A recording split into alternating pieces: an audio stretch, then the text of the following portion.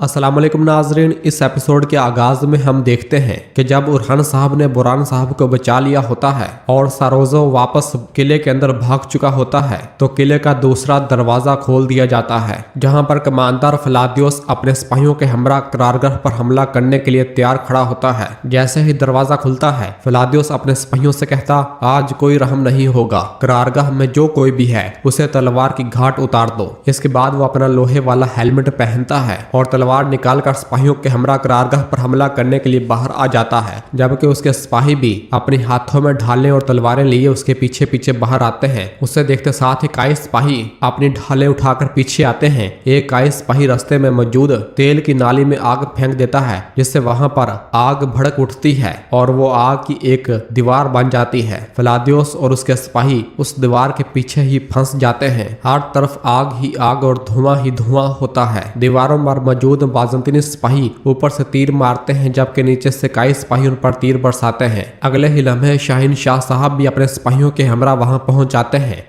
और फलादियोस को देखते हुए कहते हैं, मैं भी तुम्हारा इंतजार कर रहा था। अपने सामने शाहीन शाह साहब और बाकी सरदारान को देखकर फलादियोस हक्का बक्का रह जाता है। जबकि दूसरी जानब हम देखते हैं कि जरकुतै भी अपने सिपाहियों को लेकर घोड़े भगाते हुए उसकी जानब आ रहा होता है और फलादियोस को पुकारते हुए कहता है, फलादियोस मैं खुशखबरी सुनाना चाहता हूँ, बुरहान साहब हमारे साथ हैं। ये सुनकर शाहीन शाह साहब भी हैरान होते हैं, जबकि फलादियोस कहता, लानत हो। और फिर जरकुतै और बाकी सब अपने अपने घोड़ों से नीचे उतरकर शाहीन शाह साहब की जानब बढ़ते हैं तो शाहीन शाह साहब तीर अंदाजों से कहते, तीर अंदाजो। तो तमाम तीर अंदाज एक सफ बनाकर बैठ जाते हैं। शाहीन शाह साहब कहते हैं, कमान खींचो। जबकि दूसरी जानब फलादियोस अपने सिपाहियों से कहता है, हमला करो। तो उसके सिपाही आगे भागना शुरू कर देते हैं। इधर शाहीन शाह साहब कहते हैं, तीर चलाओ। तो कई सिपाही तीरों की बरसात कर देते हैं जो सीधे बाज़ंतीनी सिपाहियों को जा लगते हैं। कई सिपाही एक बार फिर कमान खींचते हैं और दोबारा तीर चलाते हैं और इस तरह कई बाज़ंतीनी सिपाहियों को मौत के घाट उतार दिया जाता है। बहुत से बाज़ंतीनी सिपाही आग में गिर जाते हैं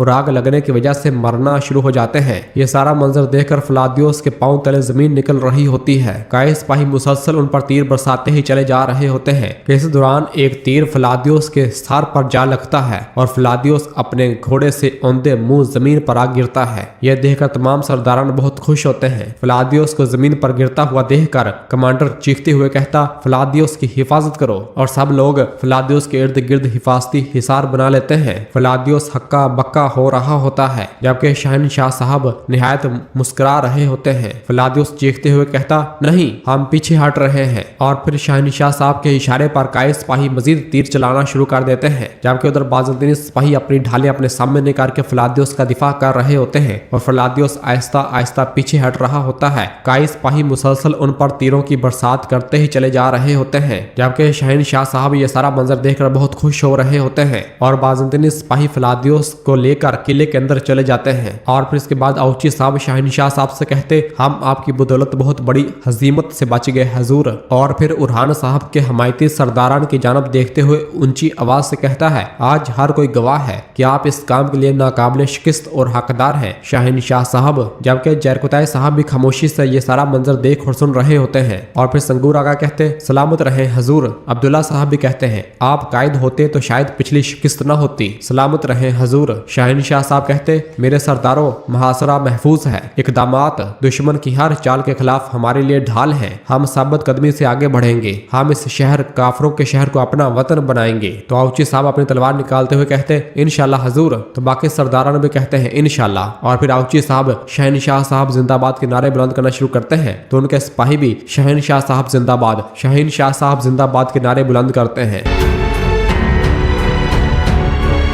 और फिर इधर कबीले में हलीमा खातून नीलोफर से कहती है, जब मेरे बाबा खामोश हो जाएं तो कबीले के सभी लोग खामोश हो जाते हैं, जिन्होंने कल मेरे भाई के लिए तारीफी अशआर कहे और आज वो इनकी पीठ पीछे उन्हें बुरा भला कह रहे हैं। नीलोफर कहती, वो समझते हैं कि कोई भी शख्स बगैर जिम्मेदारी के कमजोर है, लेकिन फिक्र न करो, वो सब उरहान की ताकत देखेंगे। तो हलीमा पूछती, और अलाउद्दीन के बारे में क्या ख्याल है, वो क्या करने की कोशिश कर रहा है? उरहान भाई को अकेला छोड़ दिया। इस दौरान एक खातून उसके पास आती है और कहती है, हकीम मरीज का मायना करने करने के लिए अपने खेमे से बाहर निकल गया है। यह सुनकर नीलोफर कहती, वक्त आ गया है हलीमा, हम हकीम के खेमे में जाकर देखेंगे। अगर इसने कोई गलती की तो जरूर इसने अपने पीछे कोई निशान छोड़ा होगा। शाबाश। और फिर नीलोफर और हलीमा हकीम वाले खेमे की जानब बढ़ते हैं। दूसरी जानब जंगल में एक मंगोल कमांडर अपने घोड़े पर सवार हुए तैमूर ताश के पास आता है और उसके पास आकर घुटनों के बाल बैठ जाता है और कहता, बोरसा से खबर आई है। यह सुनकर तैमूर ताश खुश होते हुए कहता, ये वो वाहद खबर है जो मुझे खुश कर सकती है। सारोज की जानब से काइयों को लगाई जाने वाली जोरदार जरब।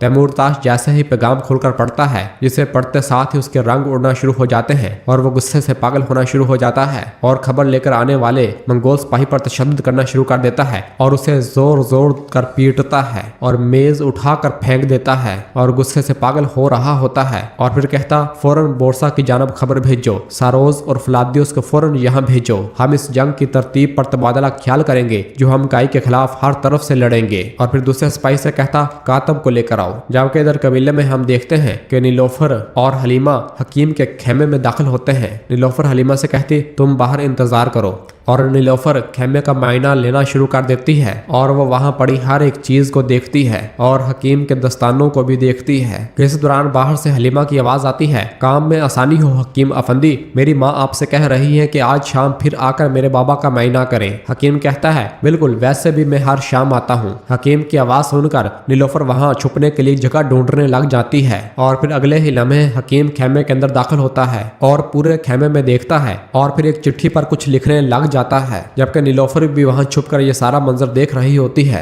और फिर वो चिट्ठी बंद करता है और वहां पर छुपाए हुए अपने कबूतर से कपड़ा हटाता है, कबूतर को पिंजरे से बाहर निकालता है और उसके पांव के साथ वो पैगाम बांधकर उस कबूतर को अपने बैग में डाल लेता है और उसे लेकर बाहर रवाना हो जाता है। उसके बाहर चले जाने के बाद नीलोफर भी वहां से बाहर निकल आती है। इस दौरान हलीमा खेमे के अंदर दाखिल होती है और पूछती, वो खेमों से पीछे चला गया है, क्या मैं उसका ताकुब करूं भाभी? नीलोफर कहती, वो पैगाम भेजने जा रहा है, मजीद की जरूरत नहीं, चलें जाकर मलहून खातून को बताएं कि क्या हो रहा है। और फिर नीलोफर और हलीमा भी वहां से चली जाती हैं। इधर जंगल में तैमूर ताश गुस्से से पागल हो रहा होता है और तुर्क एलचियों के पास आकर कहता, चूंकि हम यहाँ मुआहिदा नहीं कर पाए, चूंकि हम वहां उन्हें जेर नहीं कर पाए, लिहाजा अब वक्त आ गया है कि काई की जमीनों को खून में डबो दिया जाए। तुम अपनी फौजें तैयार करो, हम तुम्हें मुसल्लह करेंगे। चलो, किस चीज का इंतजार कर रहे हो? और वो एलची वहां से रवाना हो जाते हैं। और फिर इसके बाद तैमूर ताश अपने तख्त पर आकर बैठ जाता है और कातब को कहता, लिखो, अजीम अल खानी रियासत के अजीम खान को, जैसा कि आपने मुझे हुक्म दिया था, मैंने उस्मान को बिस्तर पर लगा दिया है और हमने दूसरे सरदारों को अपने साथ इत्तेहाद करने पर मजबूर कर दिया है। मैंने काई कबीले को अपने पास बुलाया और इन्हें मुहासरा उठाने का हुक्म दिया, लेकिन उन्होंने सख्ती से इनकार कर दिया। और फिर खड़े होते हुए कहता है, मैंने अपना यहाँ का वजीफा उस्मान को जहर देकर काई को बगैर सरबराह के छोड़ने से शुरू किया है और अगर जरूरत पड़ी तो मैं बाकी तमाम सरदारान से इन पर हमला करवा कर सबके सार कलम करके खत्म कर दूंगा। और फिर इसके बाद उस पर मोहर लगा दी जाती है। जबकि इधर काई कबीले में हम देखते हैं कि उरहान साहब बुरान साहब को बचाकर कबीले वापस लौट आते हैं। बुरान साहब को जिंदा सही सलामत देखकर कबीले के लोग बुरान साहब जिंदाबाद, खुश आमदीद बुरान साहब, और साहब बहुत ज्यादा खुश होते हैं और अल्लाह का शुक्र अदा करते हैं और कहते हैं, अल्लाह तेरा शुक्र है, तूने हमें इनके महफूज वापसी से नवाजा। बुरान साहब भी सीने पर हाथ रख के सबके सलाम का जवाब देते हैं। और फिर इसके बाद उरहान साहब बुरान साहब को घोड़े से नीचे उतारते हैं और उन्हें सहारा देते हैं और पूछते, आप ठीक है ना? हकीम को पहले आपका मुआयना करने दें। बुरान साहब कहते, हम पुरानी मिट्टी के बने हुए हैं हजूर, हमें इतनी आसानी से कुछ नहीं होगा,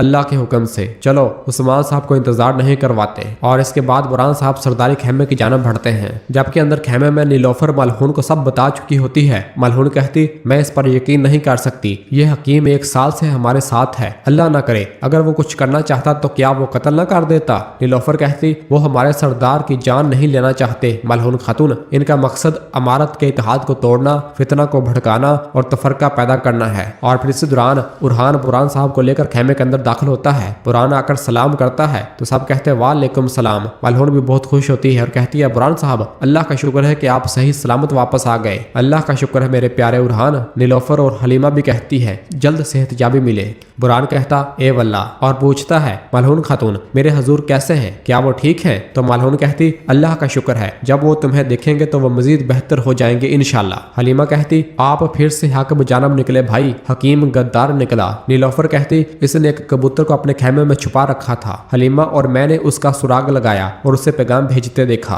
उरहान पूछता, वो अब कहाँ है? नीलोफर कहती, बाकी काम आप करेंगे, इसलिए हमने मुदाखलत नहीं की। तो बुरहान कहता, मेरे उरहान चलो। तो उरहान कहता है, गद्दारी की कीमत यकीनन वसूल की जाएगी, लेकिन पहले हमें इससे फायदा उठाना चाहिए। हम इसकी मौत के लिए थोड़ा सब्र करेंगे। और फिर मलहून नीलोफर से कहती, माशाअल्लाह, अल्लाह तुम्हारी कोशिशों में बरकत दे बहू खातून, तुम्हारे सरदार तुम्हारा इंतजार कर रहे हैं बुरहान, चलो। और फिर उरहान बुरहान को लेकर साथ वाले खेमे में जाता है, जहाँ उस्मान साहब बिस्तर पर लेटे हुए होते हैं और मुसलसल खांस रहे होते हैं। बुरहान साहब उस्मान साहब को इस हालत में देखकर बहुत परेशान होते हैं और उनके पास आते हैं। उरहान उस्मान साहब के पास आकर कहता है, बाबा आंखें खोलें बाबा। जबकि उस्मान साहब की इस तरह हालत देखकर बुरहान साहब की आंखों में भी आंसू आ जाते हैं। उरहान कहता, देखें मैं आपके पास किससे लाया हूँ। और फिर बुरहान उस्मान साहब के पास बैठ जाता है और कहता, हजूर आंखें खोलें और मेरी तरफ देखें। शाबाश, आंखें खोलें, आपका साथी आ गया है, आपका हमराज आ गया है हजूर। लेकिन उस्मान साहब आंखें नहीं खोल रहे होते। बुरहान रोते हुए कहता, मुझे आपके मुबारक हाथ चूमने दे हजूर। और उस्मान साहब का हाथ चूमता है और फिर इसी दौरान उस्मान साहब की थोड़ी आंखें खुलती हैं और वो बुरहान साहब को देखते हैं और कहते हैं, बुरहान।